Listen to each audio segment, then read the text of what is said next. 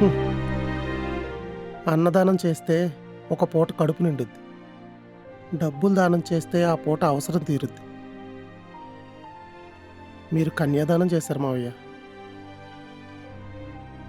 ఆ దానం వల్ల జీవితాంతం నన్ను, నా కుటుంబాన్ని చూసుకోవడానికి ఒక తరం పుట్టుద్ది.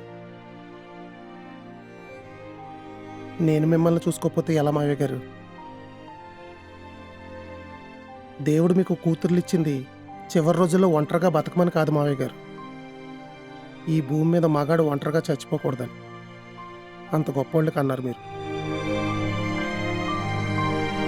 పెళ్ళైన ప్రతి మగాడు ఒక అందమైన కుటుంబాన్ని కోరుకుంటాడు. నేను కూడా అలాంటి సాధారణ సాదాసీదా మగాడినే మావయ్య గారు. మనందరం కలిసి ఒకే ఇంట్లో ఉంటే ఎంత బావుంటుందో అని ప్రతి క్షణం ఆలోచిస్తూనే ఉంటా. బావుంటుందో ఏంటి? చాలా చాలా బావుంటది.